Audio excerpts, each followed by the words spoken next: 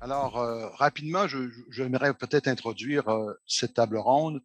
Alors, les récentes études conduites par l'ACFAS portant sur les difficultés que rencontrent les chercheurs travaillant dans la francophonie canadienne posent un diagnostic qui peut paraître décourageant. À l'aide de ces données, il revient maintenant aux acteurs de la recherche dans et sur la francophonie d'engager le dialogue et de proposer des solutions avec les grands partenaires de la recherche, les universités, les agences subventionnaires et les gouvernements provinciaux et fédéraux.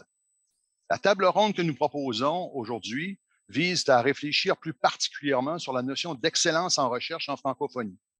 Plusieurs analyses de l'environnement de la recherche en français en milieu minoritaire et souvent au sein des universités de petite taille suggèrent que l'excellence ne peut pas être définie avec les mêmes critères ou du moins les mêmes indicateurs que celles des grands établissements de recherche, notamment anglophones.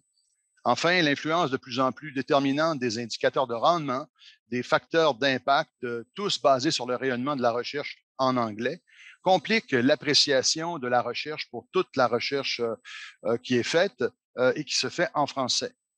Tout en souhaitant participer pleinement à une science compétitive, il semble aujourd'hui pertinent de penser à nouveaux frais les critères de définition ou de mesure de l'excellence qui puissent prendre pleinement en considération toutes les spécificités de la recherche en milieu francophone.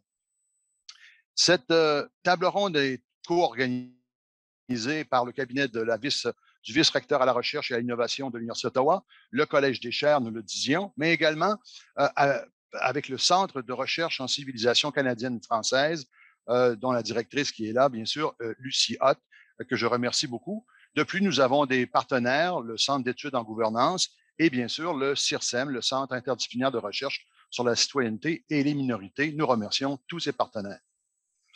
J'ai introduit ici tranquillement les panélistes d'aujourd'hui. D'abord, j'aimerais présenter M. Adrien Motta, qui est vice-président associé, programme de recherche opération aux Instituts de recherche en santé du Canada, IRSC. À ce titre, il veille à ce que les IRSC soutiennent et maintiennent les plus hautes normes internationales d'excellence dans le domaine. Bonjour, M. Motta. Martine Lagacé a été nommée vice-rectrice associée promotion et développement de la recherche en août 2018 pour un mandat de 5 ans. Elle est professeure titulaire au département de communication et affiliée à l'école de psychologie.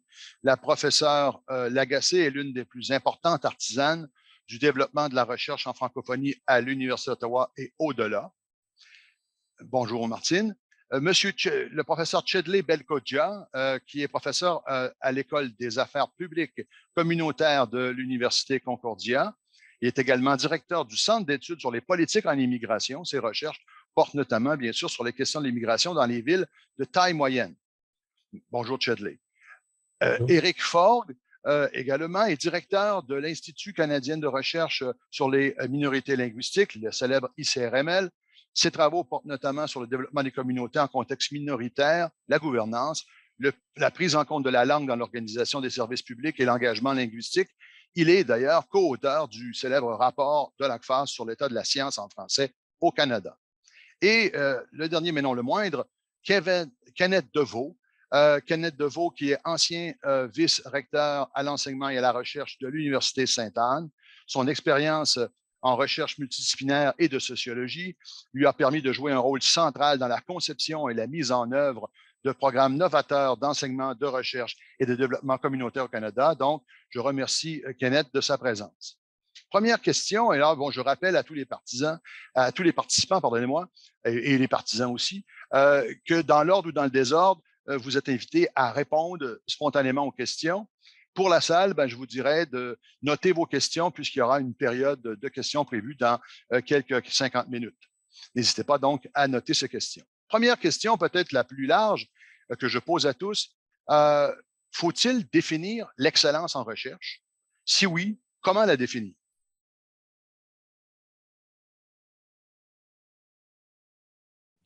Qui va se lancer? Qui va se lancer, exactement. C'est la question que je me posais. Mais si vous voulez, je vais me lancer parce que là, bonjour tout le monde, merci. Alors, je pense que la première question, elle est très vaste, mais je dirais que oui, il est essentiel de définir la recherche à partir de critères reconnus, la rigueur scientifique, la reconnaissance par les pairs, la contribution au développement des connaissances. Mais je dirais, moi, la question qui est plus importante, c'est de savoir comment mesurer l'excellence. Et avant même de peut-être me poser la question, avant même de me poser cette question, moi, je me suis dit, et j'aimerais rappeler ceci en partant, c'est que la recherche, c'est un parcours, ce sont des choix individuels, c'est une trajectoire de chercheurs qui débute à un endroit et qui évolue. Et ça, je crois que c'est important de le rappeler. Donc, et puis, il faut surtout aussi éviter de peut-être vouloir à tout prix homogénéiser le profil du chercheur. On a tendance peut-être à vouloir formater un profil de chercheur unidimensionnel. Moi, je trouve assez neutre la recherche. Donc, c'est une voie parmi d'autres. Et puis, la recherche, c'est également des approches plurielles diverses qu'on doit encourager. Donc, pour ma part, je crois que j'ai toujours valorisé ça, moi, dans la manière dont j'ai vu la recherche. J'aime les bifurcations, les écarts, donc pas toujours peut-être suivre le chemin tracé, mais de voir finalement que la recherche, c'est une expérience, c'est une exploration. Alors, je dirais, pour définir l'excellence, faut avoir ça en esprit, à mon avis. Il ne faut pas nécessairement vouloir tout briser, tout changer, mais faut être conscient de cette dynamique de la recherche et je crois que les universités, les agences subventionnaires doivent aussi être, ils le sont peut-être un peu plus quand même, par certaines formes de financement et actions, mais en même temps, elles doivent offrir des soutiens essentiels aux chercheurs pour pouvoir performer dans ce type de logique. Donc, voilà mon Donc, premier. donc diversité, on va dire, des modèles d'excellence, d'une certaine façon, ce que je retiens. Euh, Monsieur Motta? Oui, merci. Bonjour tout le monde. Merci de m'avoir invité aujourd'hui. Euh, donc, je suis en accord avec mon collègue et j'ajouterais peut-être si l'objectif est de créer une définition commune ou statique à laquelle tous les acteurs de l'écosystème de recherche, je pense qu'on se met dans le mauvais voie. On sait que l'excellence, oui, on peut l'évaluer, mais ça dépend énormément du contexte et du contenu. On sait tous que l'excellence définie en recherche génétique peut être très différente de ce qu'on devrait voir dans la recherche sur le système de soins et de santé. Puis, tu sais, aux IRSC, on avait une directrice scientifique qui nous disait tout le temps qu'elle, quand elle publiait, c'était tout dans des journaux pour infirmières, parce que la recherche était vraiment pratique dans ce contexte-là. Puis pour avoir de l'impact, c'était vraiment dans un journal pour infirmières. Puis si on regarde seulement le score impact, ça ne se compare pas. Donc, je pense que c'est plutôt d'envisager une définition rigide d'excellence en recherche. On devrait proposer un concept qui est plus flexible, où les personnes financées, les méthodes d'évaluation de la recherche et des chercheurs et les indicateurs d'impact reflètent sur nos valeurs. Puis c'est vraiment de sélectionner des pairs qui peuvent évaluer dans ce contexte-là. Donc, je passe la parole peut-être à quelqu'un d'autre, mais Oui. On pourrait en Parfait. Merci pour cette avancée. Kenneth, pardon. Si je peux, en fait, en regardant mes notes, j'aurais dit à peu près exactement ce que tu as dit, mais en l'écoutant le dire, peut-être j'apporte des nuances à mes propres propos maintenant. Je crois qu'il faut définir l'excellence en recherche, mais on va le faire. C'est quelque chose qu'on fait. C'est comme chercheur, c'est les mots sont importants. C'est ce qu'on fait, c'est qu'on essaie de mettre des mots et des concepts. Ce qui devient très, très important ici, selon moi, c'est de participer à la définition, cette idée-là d'inclusion, c'est de participer à la définition de l'excellence, l'appréhension de l'excellence. Comment est-ce qu'on appréhende ce concept-là? D'être là pour amener notre perspective dans de multiples forums autant parmi nous, comme on fait aujourd'hui, entre francophones, mais dans des plus grands forums aussi. Donc, l'idée d'inclusion, pour moi, est très, très importante. On ait l'occasion de mettre nos propres mots sur ce concept-là, soit à l'écrit ou à vive voix. OK, merci bien. Donc, je retiens bien l'idée de souplesse et l'idée d'inclusion, de co-construction des indicateurs d'excellence. Maintenant, je vous pose la question à tout le monde. Faut-il une définition de l'excellence ou des définitions de l'excellence en francophonie? Qu'est-ce qui justifierait la pertinence de l'excellence une définition de l'excellence en francophonie? Martine, je vois que tu lèves la main. Ben oui, je ne sais pas si c'est le fonctionnement, là, mais je voulais très bien. répondre à la première question, mais la deuxième question est quand même très, très liée. Mais je vais revenir quand même sur la première question en faisant un petit peu de millage, comme on dit en bon français, sur les propos de mes collègues. Et je vais aussi commencer en soulignant combien j'apprécie une expression que mon collègue Sani Yaya a utilisée. Hein. C'est une belle conversation sans détour aujourd'hui, donc on va se dire les vraies choses. Est-ce qu'il faut définir l'excellence en matière de recherche?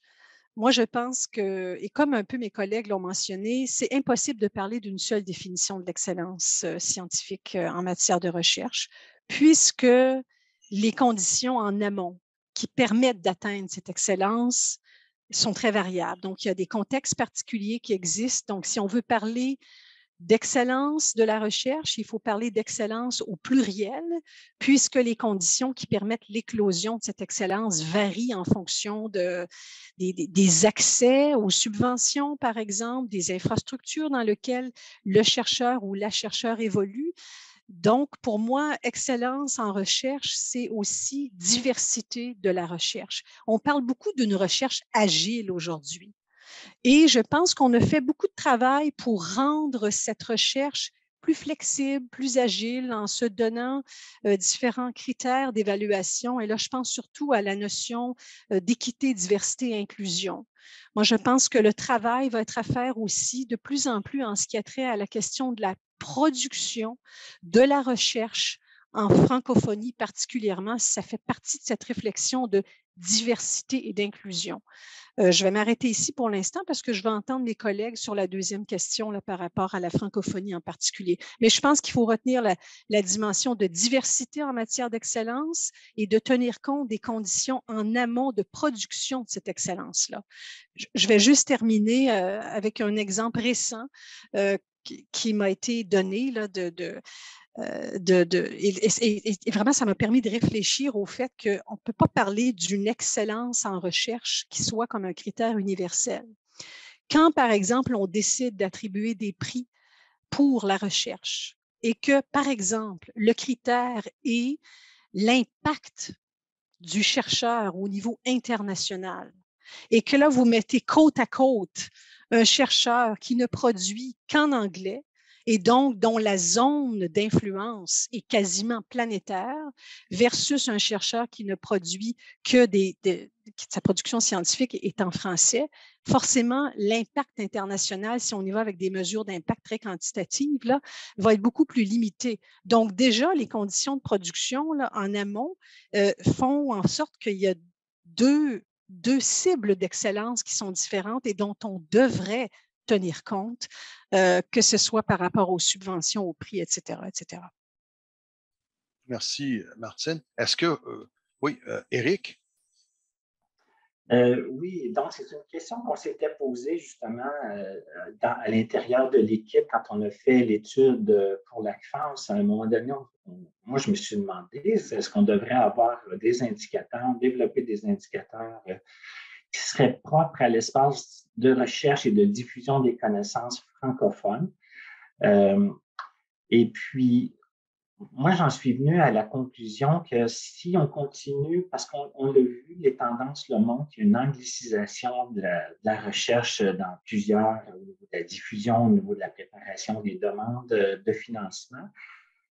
Si on continue à jouer selon les règles du jeu qui sont en vigueur, ce sont des règles du jeu justement qui exercent une pression vers l'anglais. Donc, si on veut espérer des changements de comportement du côté des chercheurs, il faut changer l'environnement de la recherche, il faut changer les règles du jeu. Et puis, je crois on va arriver sûrement à un consensus facile autour de ça, mais c'est comment est-ce qu'on fait ça après ça? Quels indicateurs utiliser? Est-ce qu'il y en a qui existent? Est-ce qu'il faut en développer? Puis aussi, moi, j'aimais bien entendre ce que Shelley disait, c'est la recherche, ça s'inscrit dans une trajectoire professionnelle individualisée. Et puis, je pense qu'il faut introduire aussi une analyse qualitative de l'excellence. Il ne faut pas tomber dans la facilité des indicateurs qui sont souvent très quantitatifs. Ça mesure des quantités, hein, mais ça ne dit pas nécessairement grand-chose sur le contenu de la recherche, sur sa réceptivité aussi. Donc, ça demande de complexifier peut-être aussi un peu la mesure de l'excellence. Donc, ça serait le commentaire que je ferais ici.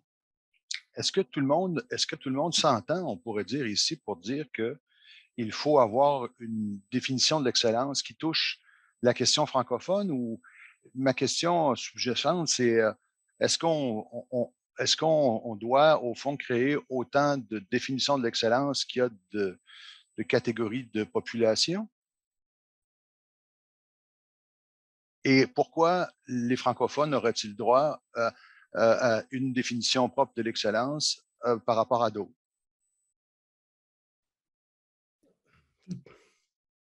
Chadley? Si on ne se relance pas dans le même ordre, on n'est pas obligé, mais je pense qu'il faut quand même affirmer la place qu'on occupe. Il faut le préciser, il faut la place différenciée. Ça veut dire quoi? Bon, ça reste abstrait, peut-être ce que je dis, mais donc est-ce que ça s'applique pour toutes sortes de groupes, de communautés, de particularités? Je sais que là où je travaille, à l'École des affaires publiques et communautaires, on a quand même un document interne dans notre école qui indique quand même certains principes au niveau de la recherche et de l'évaluation qu'on souhaite. Ça ne passe pas au-dessus des principes de l'université, mais c'est quand même une façon de dire que la recherche en lien à la communauté, sur ces questions-là, il y a d'autres peut-être façons d'évaluer aussi la pertinence de la recherche. Donc, de valoriser une recherche en lien à la communauté. Et ce que Éric disait aussi, une recherche qui peut-être plus tard, finalement, qui aura un impact sur la manière dont on accompagne une communauté. Moi, je trouve en immigration francophone, on a quand même des questions importantes qui ont été développées depuis une vingtaine d'années et qui ont laissé des traces. Des chercheurs, on a construit une espèce d'écosystème de connaissances autour d'une question et ça peut s'appliquer à toutes sortes de questions. Je pense que c'est un peu dans ce sens-là que je vois la question d'une définition de l'excellence en francophonie. Ça part au départ de la notion d'habiter le lieu dans lequel on est. Et que ce soit pour les humanités ou même peut-être les sciences plus hardcore, entre guillemets, je crois que c'est la même chose. D'accord. Excellent, mais alors si on s'entend grosso modo pour dire qu'on peut aller dans la direction d'une définition de l'excellence en francophonie, ben, allons dans le diable est dans les détails. Quels seraient donc les principaux indicateurs de rendement qui pourraient être mis de l'avant pour appuyer, encourager et mieux servir la spécificité de la recherche francophone ou en français au Canada, selon vous? Éric? Avant de parler d'indicateurs, moi, j'ai appris l'existence de la Déclaration de San Francisco, le DORA, Declaration of Research Assessment, donc qui reconnaît le besoin d'améliorer la manière d'évaluer la recherche académique. C'est pas si vieux que ça, mais je connaissais pas, je l'ai vraiment, j'ai pris connaissance de ça au moment où je faisais la recherche avec l'équipe pour la CFAS. Donc, ça date de 2012-2013. Il y a des recommandations générales, justement, qui vont dans le sens de se méfier, de rejeter, en fait, la mesure de facteur d'impact, d'indiquer clairement les critères qu'on utilise pour évaluer la recherche, d'évaluer le contenu des publications, d'utiliser un large éventail des mesures d'impact. Au Canada, il y a 39 organisations qui ont signé la déclaration, dont les agences subventionnaires fédérales. Il y a des universités, mais on n'a pas encore d'université dans la francophonie qui a signé la déclaration. Donc, moi, j'inviterais les établissements francophones d'explorer, d'étudier, d'examiner la déclaration, qui n'est pas une fin en soi. C'est à partir du moment qu'on s'entend pour dire on prend une certaine distance vis-à-vis les mesures d'impact. Il faut clarifier, il faut développer peut-être même nos propres critères. Donc, il y a du travail qui reste à faire à la suite de cette signature-là qu'on mettrait au bout de la déclaration. Et puis, je pense qu'il y a une réflexion collective à faire. J'entendais parler de concertation. C'est le début d'une concertation qu'on voudrait voir. Je pense qu'il faudrait aller de l'avant pour réfléchir collectivement, de manière concertée, à toute la question. Et c'est un bon point de départ, je pense, qu'on a aujourd'hui. D'autres personnes veulent intervenir sur ça? Martin, oui, je prends la parole rapidement. Encore une fois, pour un peu rebondir sur ce que mon collègue mentionne, je pense qu'il faut qu'il y ait un dialogue collectif. Là. Il faut qu'on se regroupe comme on le fait un peu aujourd'hui, penser à des tables de concertation qui permettraient une conversation entre les chercheurs en francophonie, avec les organismes subventionnaires, s'asseoir ensemble, définir quels sont les défis à relever. On les connaît bien, les défis à relever en termes de recherche en francophonie, quelles sont nos priorités.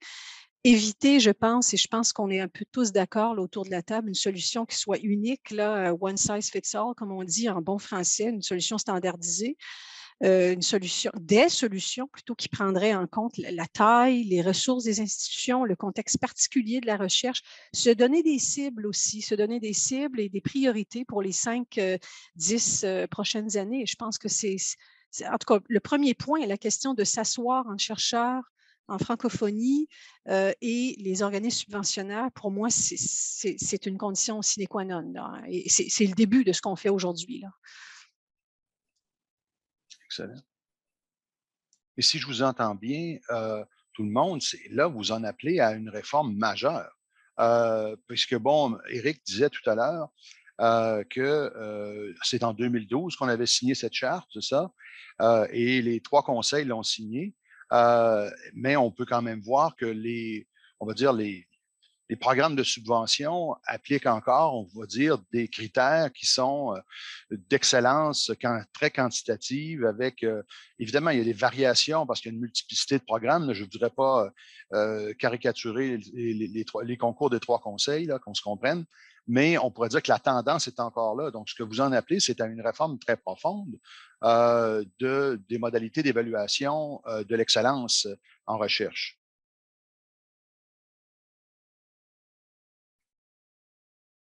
Martine? Je ne veux pas monopoliser, là, mais je prends la parole très, très rapidement. Moi, personnellement, et là, je parle aussi comme chercheur, je ne pense pas qu'il faut enrayer complètement les mesures quantitatives. Pour moi, comme chercheur, on a des tâches à accomplir et ça fait partie, la publication en fait partie. Il y a des mesures quantitatives d'impact qui devraient rester, mais je pense qu'en réfléchissant collectivement, on peut se donner d'autres mesures d'évaluation en su à la dimension quantitative. Je pense que ça a été évoqué, peut-être le mot n'a pas été utilisé, mais je pense qu'on l'a évoqué dans notre dialogue aujourd'hui. Toute la question de la mobilisation des connaissances, tout le travail qui se fait dans les communautés, c'est du qualitatif, mais c'est un impact au niveau des politiques publiques, changement des mentalités. Ceci devrait peser lourd dans la balance, particulièrement pour les chercheurs en francophonie, je pense, en su aux fameuses mesures quantitatives pour lesquelles, moi, là, je ne m'oppose pas, mais je pense qu'il faut nous développer d'autres mesures comme chercheurs francophones. Chedley, je crois que tu... Oui, non, je partage ce que Martine dit, mais souvent, on est aussi amené comme chercheur à c'est une autre couche sur nos épaules qui s'ajoute. Donc, c'est une lourdeur qui s'impose et ce que je dis, oui, mais en même temps, il faut qu'il y ait une consolidation des structures. Il faut vraiment qu'il y ait un appui. On veut faire parfois du chercheur une espèce de Formule 1 là, qui soit fluide et rapide et parfaite. Là. Et puis, en même temps, quand elle rentre au stand, il faut qu'il y ait derrière en fait cette espèce d'envie à dire on veut faire. Bon, il faut garder donc l'idée de la performance par une productivité qui soit reconnue par les pairs et qui soit peut-être plus quanti ou qui ait un impact dans des grandes revues et dans un processus de publication plus classique. On veut aussi, bien sûr, que le chercheur maintenant soit capable de s'ajuster, de développer d'autres façons peut-être de livrer ses recherches, tous ces aspects-là sont très intéressants, mais c'est là où je dis il faut qu'il y ait une expertise, il faut qu'il y ait des moyens, il faut qu'il y ait un accompagnement, un financement adéquat, toutes ces questions-là. Et on le voit, même moi, mon expérience dans certains partenariats de recherche qui sont des espèces de structures assez larges et grosses. Même, on essaye parfois de faire toutes sortes de trucs et on s'épuise au bout de la ligne. Donc, la question de l'épuisement professionnel parfois revient aussi dans ces… donc, on peut pas tout faire. En fait. D'accord. Si j'avais à résumer en une phrase. On ne peut pas tout faire. Voilà. Kenneth, oui. Si je peux enchaîner sur ça, je crois fondamentalement, c'est qu'il y a des obstacles structuraux auxquels il faut faire face, qu'il faut objectiver et qu'il faut niveler. Si on veut vraiment une équité, faut s'assurer de niveler les chances et qu'on parte de la même ligne de départ, que ce soit de la recherche sur la francophonie ou la recherche en francophonie. Loin de moi de vouloir mettre plus sur le dos de nos chercheurs. Je crois qu'il faut les mettre à une ligne de départ qui donne les chances égales et qui donne l'occasion, il nous donne l'occasion de nous épanouir à titre égal. Et pour les indicateurs, c'est un indicateur. Il faut toujours examiner nos indicateurs et leurs limites.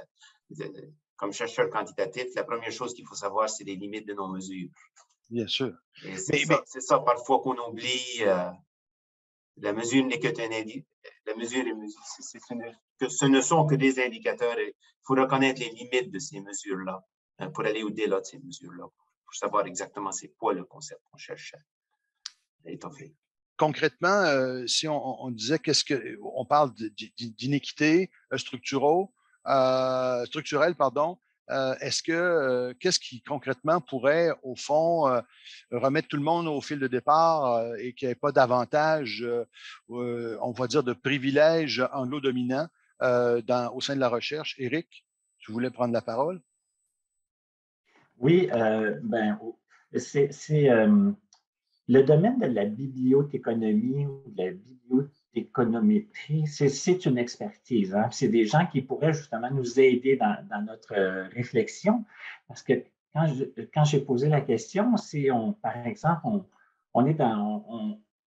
on publie surtout en français, mais on va être mesuré avec des indicateurs qui vont comme donner des scores plus importants si on publie en anglais. On utilise ce même genre d'indicateur, peu importe le profil linguistique, disons, du chercheur. Moi, je pense qu'on peut développer des indicateurs si on veut continuer à utiliser ce type d'indicateur, en sachant qu'il faudrait aussi utiliser des indicateurs ou des critères plus qualitatifs. Là.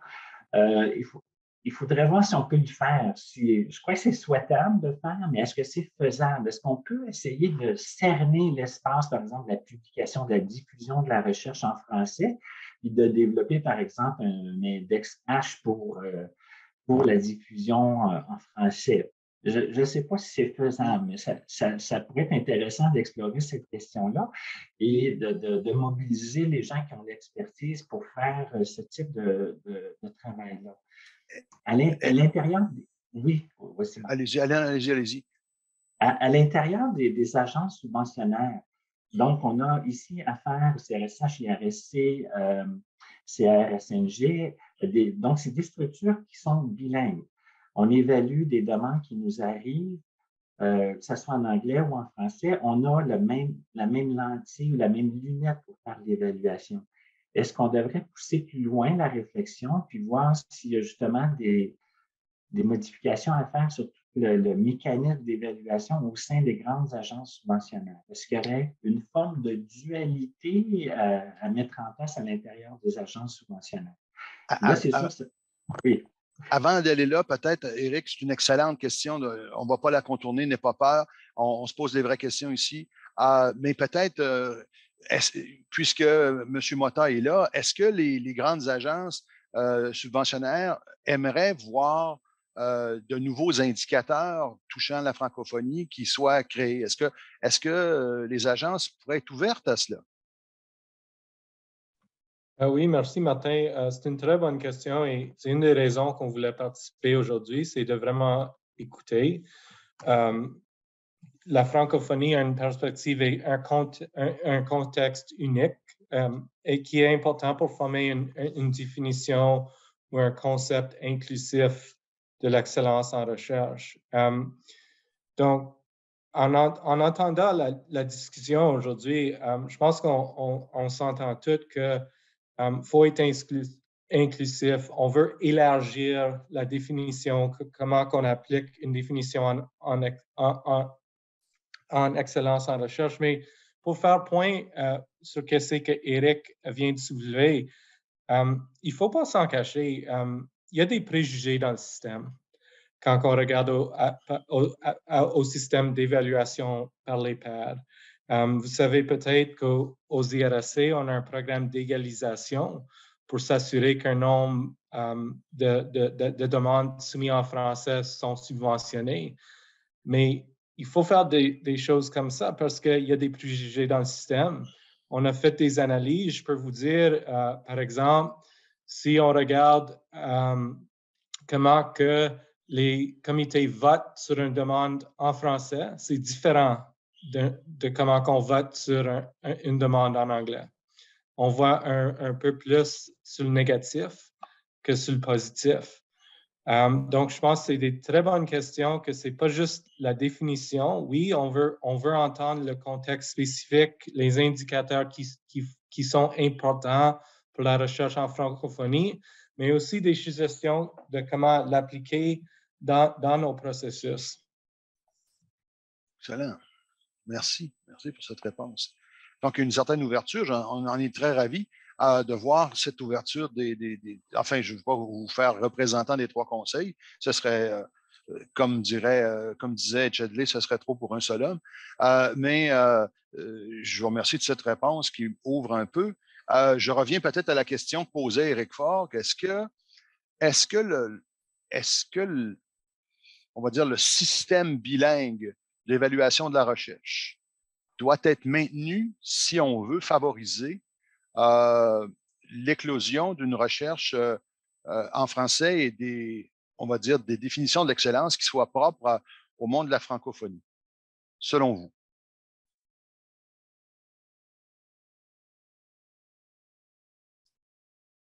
Il y a des gens presque dans la salle qui aimeraient. Je vois Mme Montreuil, je vois M. Paré qui voudrait presque répondre.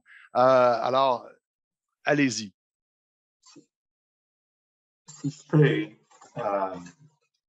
c'est certain qu'il faut faire quelque chose. Moi, je prête de très bonnes intentions, en fait, aux trois conseils de vouloir niveler les chances et assurer une équité de cerner les défis. Fondamentalement, l'évaluation finit par être une évaluation assez subjective faite par les pairs. Et je crois que là, il y a un énorme défi à la fin de la journée, malgré toutes les bonnes intentions. On tombe dans une évaluation des pairs qui est faite selon souvent des chaînes de référence assez personnelles qui ne prend pas compte des facteurs auxquels font face la francophonie ou les chercheurs de la francophonie canadienne. Il y a quand même des défis structuraux. Si on regarde justement aux chaires d'excellence en recherche du Canada, il y a très peu de tests pour la francophonie canadienne là-dedans, là, mais encore moins pour les petites universités. Donc, il y a des défis structuraux quand même. Parlons peut-être de ça maintenant, tout de suite, puisque vous touchez cette question. Est-ce qu'il faudrait conjuguer cette nouvelle définition de l'excellence en francophonie avec l'idée aussi d'une certaine culture de l'exiguïté où de petites universités existent, des structures peut-être petites, notamment des universités plus petites du monde à la fois bilingue et francophone en milieu minoritaire. Comment peut-on conjuguer l'un et l'autre, à votre avis? Et faut-il le faire?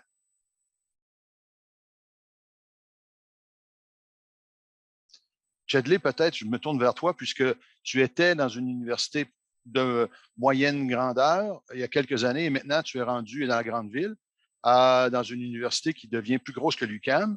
Et donc, tu as l'expérience des deux côtés de la médaille. Oui, mais moi je crois que la petitesse ne devrait pas être un élément désavantageux. On devrait essayer de trouver les moyens pour mettre en valeur ce qui peut faire la force d'un pôle d'excellence de recherche dans un milieu comme la francophonie canadienne. Et puis même à Moncton, j'ai passé 20... Bon, moi, je suis un produit de Moncton. J'ai grandi à Moncton. J'ai fait 21 années de ma carrière universitaire à l'Université de Moncton. Mon père était prof là 28 ans avant.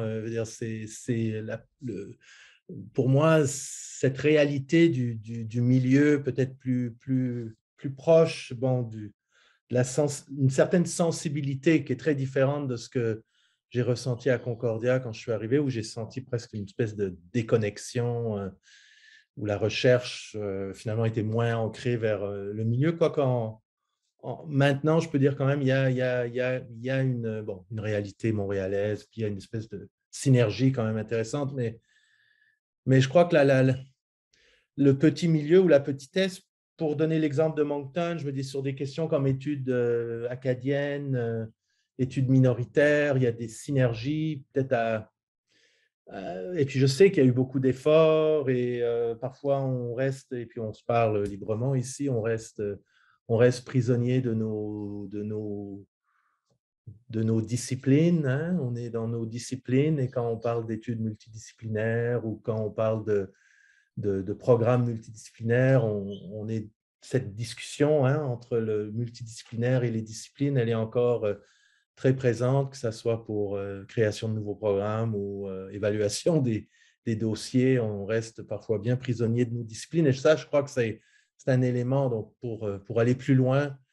Je pense qu'il serait moi, de voir même à des collaborations interuniversitaires, à des relations plus fortes sur des thèmes, sur des problématiques, sur des enjeux. Puis ça revient peut-être, et je termine là-dessus, là, sur la question même ensuite d'être en mesure de développer des modèles de financement CRSH communauté, par exemple. Moi, j'ai une belle expérience au projet Métropolis pendant 15 ans. Le projet Métropolis, on pourra en reparler là, mais donc de voir à des formes des structures de financement qui peuvent mieux reconnaître cette réalité-là. Merci. Donc, je crois que la petitesse, oui, moi, je n'ai jamais senti ça comme un... Je me suis dit, on a beaucoup d'occasions manquées plutôt. Et je crois qu'il faut je crois que dès le départ, je crois qu'il faudrait peut-être que aussi les agents subventionnaires prennent en compte cette variable, qui n'est pas nécessairement prise en compte dans les concours, notamment, égalisant en quelque sorte parfois les conditions de travail à Sudbury comme à Ottawa ou en Colombie-Britannique. Bon, enfin, tout est différent. Peut-être le temps avance et j'aimerais vous entendre sur les actions structurantes que l'on pourrait poser pour, en quelque sorte, aller vers une définition de l'excellence en francophonie. Quelles seraient, selon vous, diverses mesures qui pourraient être, sinon applicables, du moins mises de l'avant pour renforcer l'excellence en francophonie, notamment dans les liens qu'on peut avoir avec les agents subventionnaires? Ou des programmes qui pourraient être créés. Avez-vous, je fais un tour de piste pour les idées là, qu'on peut mettre en branle. Peut-être que commencer par Éric, qui a toujours en cette matière beaucoup d'idées. Oui, mais je pense que ça serait un bon dossier, là, puis là, je suis désolé si les gens de la CEFC sont dans la salle, là, de vous mettre comme ça sur la sellette, là, mais où la CEFC qui fait déjà une grande réflexion, qui joue un rôle de leadership là, au niveau des États généraux qui ont lieu en ce moment sur toute la question du postsecondaire, qui vit des moments difficiles dans la francophonie canadienne. Absolument. Ça pourrait être un autre élément de réflexion qui s'ajoute à cette réflexion-là, qui pourrait se poursuivre. avec les membres qui incluent les universités et aussi les collèges qui peuvent participer à la discussion, à la réflexion avec les agences subventionnaires aussi. Mettre peut-être sur pied une table de travail, une table de concertation, un groupe de travail sur la question, recourir à des experts qui vont nous aider justement à aborder ces questions-là. Je pense à la bibliothéconomie, mais pas juste ce domaine-là, mais qui peuvent développer aussi peut-être des indicateurs. Donc, je crois que ça serait un pas pour aller vers peut-être des mesures concrètes. C'est sûr que si on parle de changement institutionnel, de réforme, ça on touche à du politique, à des enjeux qui sont plus politiques. Donc, les agences subventionnaires, on le sait, sont assujettis à la loi sur les langues officielles qui va connaître une modification, une modernisation. Il y a peut-être une réflexion à faire aussi de ce côté-là pour éviter que l'excellence devienne une forme d'idéologie qui minorise encore plus les communautés en situation minoritaire. Moi, je pense que l'objectif, c'est de ne pas invisibiliser la dimension francophone de la recherche. C'est ça qui est un des grands enjeux. Merci. D'autres personnes veulent prendre la parole sur ces mesures ou les actions structurantes qui pourraient être prises? Je peux poursuivre, Vas-y. Martin. Puis c'est un petit peu dans la même lancée que mon collègue Éric. Je pense que la question d'une table de concertation, on s'entend aujourd'hui que c'est la chose à faire, chercheurs francophones et agences subventionnaires, mais ça ne répond pas à la question de comment définir l'excellence en recherche en matière de francophonie, mais moi, je reviens sur l'idée il faut niveler, en fait, les conditions. Il faut tenir compte du contexte particulier dans lequel se produit la recherche francophone. Et donc, pour moi, parmi les actions concrètes, donc l'idée, c'est de se poser la question, quelles seraient les conditions gagnantes, c'est un terme un peu galvaudé, là, mais quelles seraient les conditions gagnantes qui permettraient de faire éclore cette excellence en recherche pour les francophones? Pour moi, et c'est un appel aux agences subventionnaires, on pourrait réfléchir à des fonds d'infrastructure pour les centres de recherche francophones, les collèges, les instituts de recherche qui sont francophones, particulièrement en contexte minoritaire. On a parlé un petit peu plus tôt de chaires de mobilisation des connaissances. Pourquoi ne pas penser à la création de chaires de mobilisation des connaissances pour les chercheurs francophones particulièrement ou de chaires de leadership? Ça pourrait être des actions qui permettraient de pallier là, aux conditions en amont qui font en sorte qu'il y a une fragilité qui est là, en termes de production de savoir francophone au départ. Là. Excellent. Effectivement, je retiens sur le fond l'infrastructure, ça peut être très intéressant. Évidemment, j'en connais plusieurs qui seraient très heureux, d'autant plus qu'au Québec, plusieurs centres bénéficient de fonds d'infrastructure avec le FQRSC, ce que dans la francophonie minoritaire, on n'arrive pas à avoir d'une certaine façon.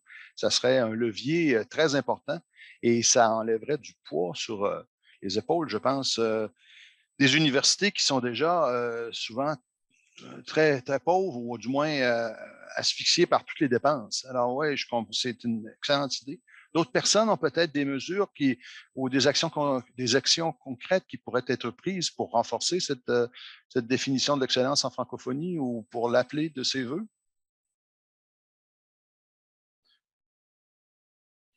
Est-ce que je reviens peut-être un peu en arrière? J'aimerais savoir si vous pensez, parce que bon, je vois que les critères, on veut que les critères ne soient pas seulement des critères d'excellence qui soient des critères quantitatifs, on en appelle à des critères qualitatifs, on en appelle à des indicateurs, mais de faire attention à ces indicateurs en sachant bien, c'est ce que disait Kenneth, ce qu'il vise à mesurer, hein, bien sûr. Moi, ma question, c'est, j'aimerais savoir si vous pensez qu'il faudrait adopter, c'est l'idée qu'a posée peut-être Éric, des indicateurs propres au monde francophone, comme des impact factors, excusez-moi le terme anglais, des facteurs d'impact qui soient propres au monde francophone ou non.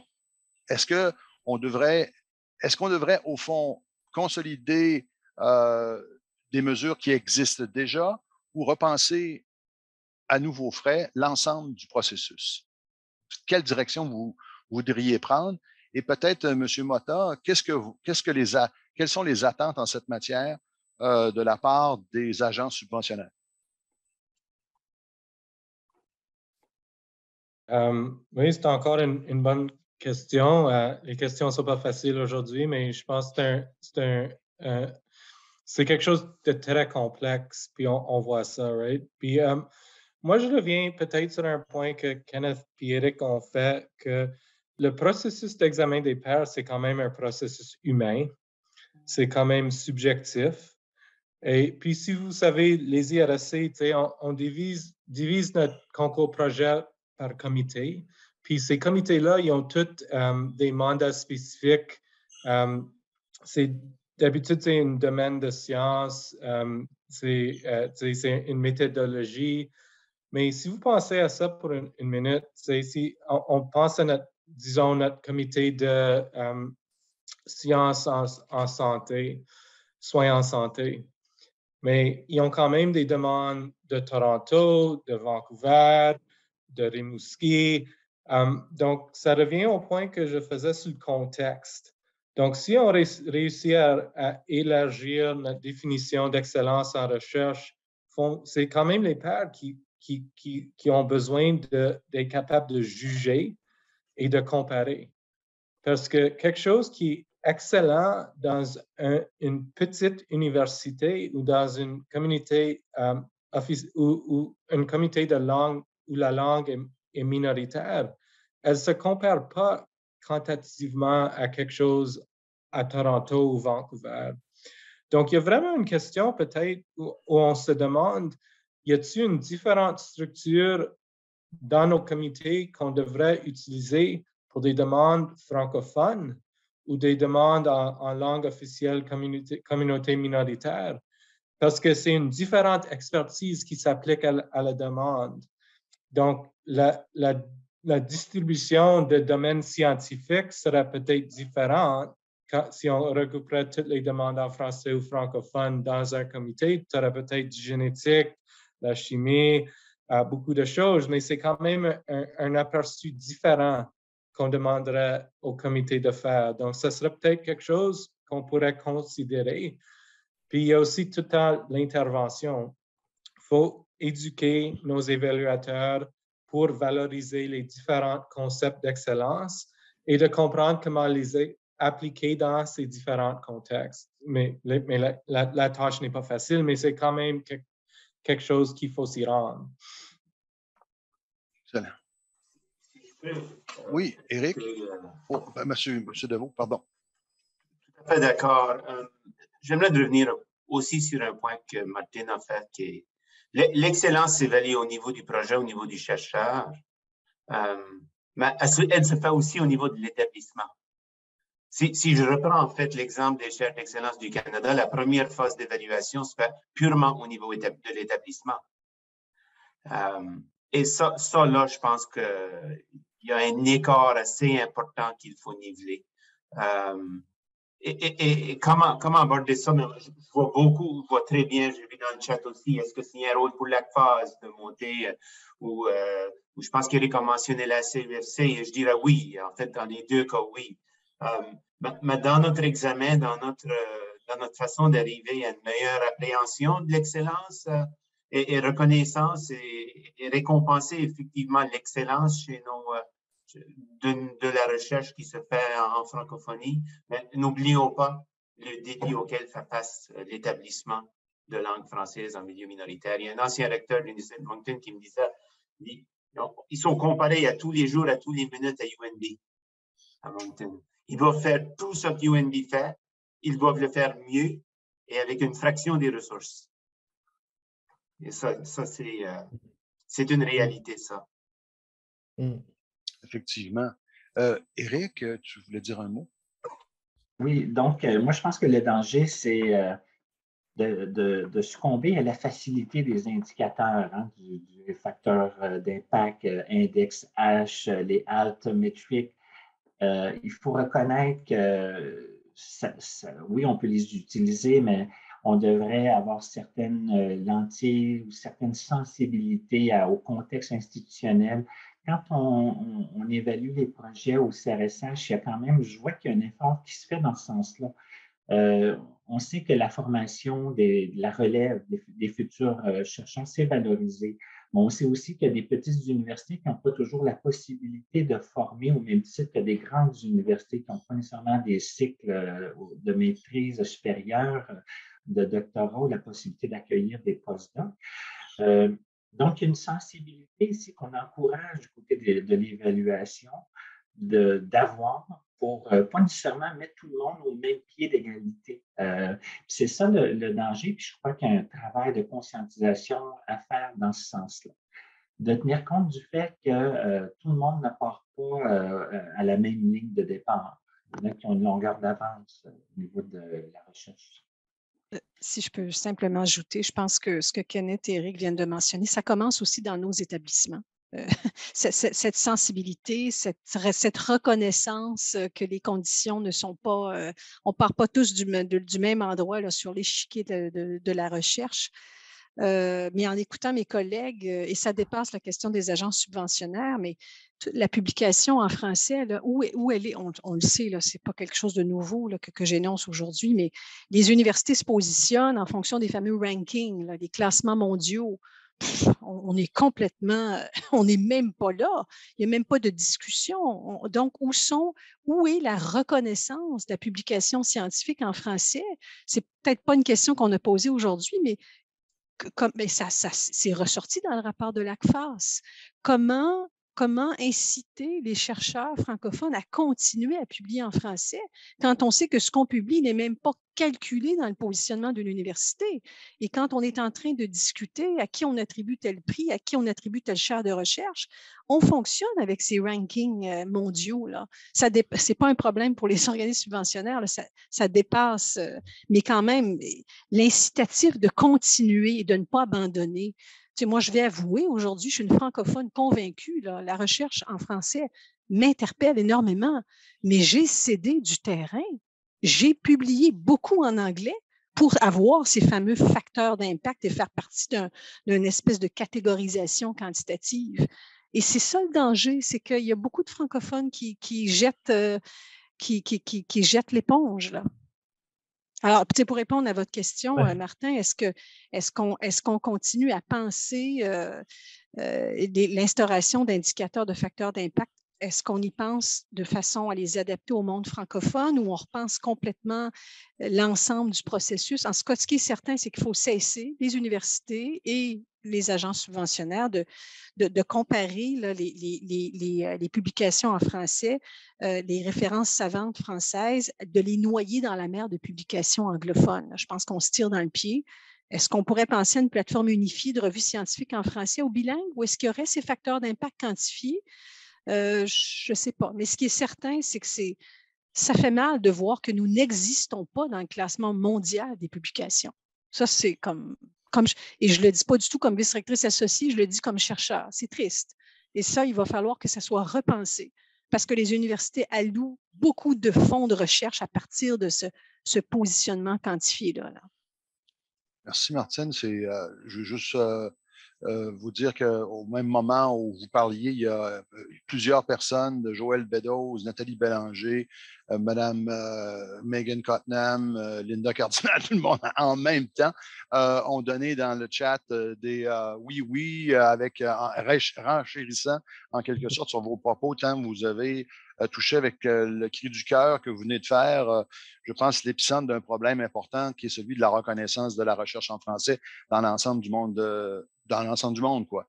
Shedley, par contre, je voyais, tu voulais réagir, alors je ne veux pas... Non, mais vas-y. Oui. Mais en fait, je pense que après ce qu'on entend, c'est difficile de...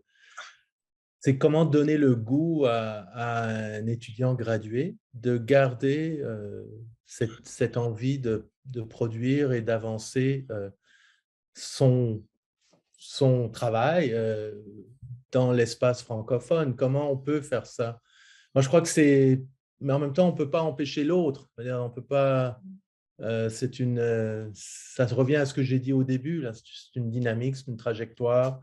Mais comment maintenir en fait une envie et aussi un cadre, un environnement qui permette ça, comment valoriser, ça revient à cette idée de valoriser. Le mot sensibilité a été dit aussi plusieurs fois, mais dans mes notes, j'avais aussi mis cette question des étudiants, là, comment Une finalement excellente question.